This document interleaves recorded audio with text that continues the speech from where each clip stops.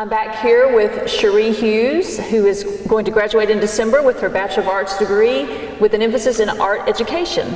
Welcome, Cherie, to Spotlight. Thank you. So tell me a little bit about your background. You grew up in Heber Springs. Yes, ma'am. And how did you get interested in art, I guess, to start with? My grandma was an art teacher for Heber Springs Middle School. Okay. So she sang Jeremiah was a bullfrog to her class. Oh, cool. People will run up to her now and be like, hey, I remember Jeremiah was a bullfrog. Now, did you have her?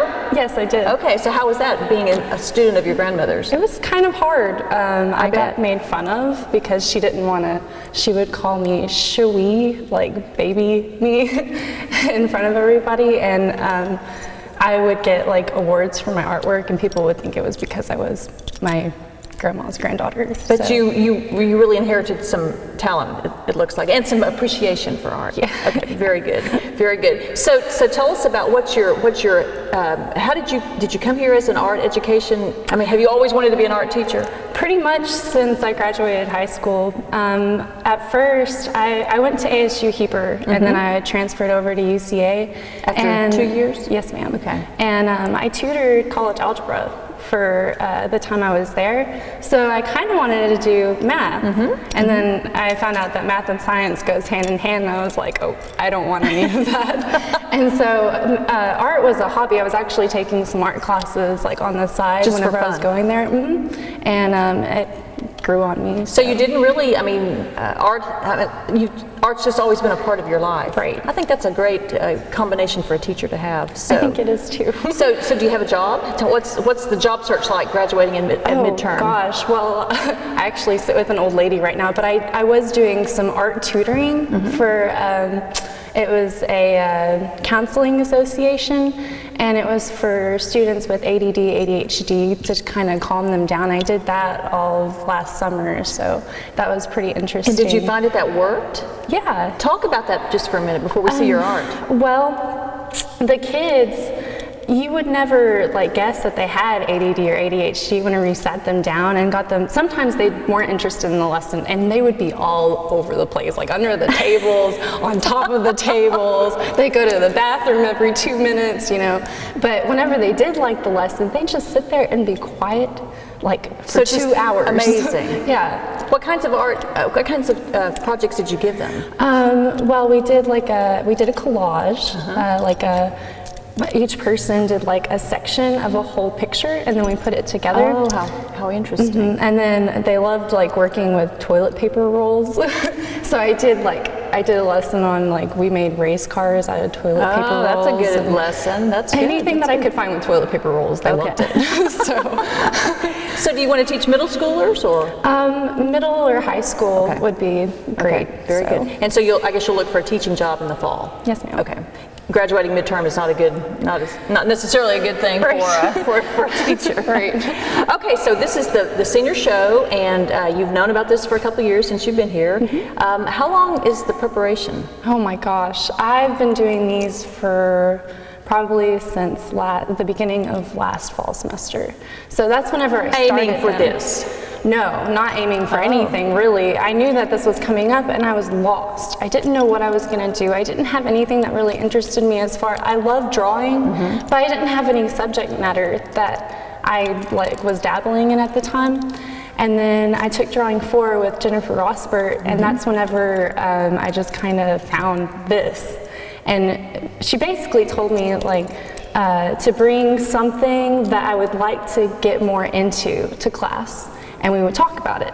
So I brought this, it was crazy. I brought this pastel drawing that I wanted to work with color. So I bring this pastel drawing to class, and it's this flower, and there's this blurry background, and she's like, I don't think you should jump into color just yet because you haven't had a color theory class. I've actually failed my color for SMAIs. And so she said, let's back off of color for a little bit. What do you enjoy drawing? I liked cars. I liked to draw cars. And why? I don't know. I guess whenever I grew up on a chicken farm, and my dad had like all this junk out front. He loves like repairing cars, especially old cars. He doesn't like to, repaint them or anything. He likes that grungy look, even whenever they're running. So we had like a car graveyard in our front yard from projects that he would get and he would never work on because he was busy with the farm. And me and my brother like played through there, and I never saw it as junk. I always loved like the rusty like stuff sitting, and I guess you can call it junk, but well, one man's junk is another man's treasure, obviously. Right. So I just liked, there was a beauty in like the rusty stuff. So I actually just went around the countryside, and I went with my grandma. And we went around the countryside and we found like old car graveyards. We actually found a Mustang graveyard on the way to Rosebud. Really? Yes. How many? Tons. They were just old like Mustangs. rows and rows of old Mustangs. Yeah. So you used all that for inspiration here, and so so tell us about your project. Well, most of this actually, my friends Greg and Bev, they have a Rambler, 1964 Rambler that they actually inherited from an old couple from their church, and he let me go out and take pictures of it one day. And most of this has the Rambler in it. This is like. I liked the inside mostly because that's what I use. This is the dash, and then the hubcap is on this one. And as you go down, you can actually just like. So it's just an element of each one. Right. Okay. It's the things I liked most out of these vehicles, and for some reason, the Rambler, like I took the most interest in it. So. What an interesting story. I mean, I don't think many people would expect to come up with a story behind your inspiration for this. So did you work on these in classes or? Okay. Mostly drawing 4, and then I had my 4388, which is an upper level drawing class with Professor Rosbert, and we worked on these together. Preparing for this? Yes. Okay. And she always tells me she's my biggest fan. Yes, she's a good drawings one. Go, yeah. So I noticed that 3 of them are larger than the others. So talk about the differences there. Well, whenever I first started, I thought that this was large scale. The smaller size. Yes. Okay. And so I was like, I really like working large scale. And Rosbert's like, well, you could get bigger with this. And then she told me to go online and find some big paper and order it and then work with it. And so this is actually, like, I cut these down. That's how big the paper was. I gave the boxes to my nieces and let them play with them. Oh, wow. The paper was huge. I actually cut it down. But I told her I like working large scale, and she was like, well, that's not large scale. Like, you could go bigger, So why didn't you go all large for the whole series? You just kind of like the differences? I like the differences, and it depended on the day. Like, if I felt like doing, these take like weeks to finish. I bet.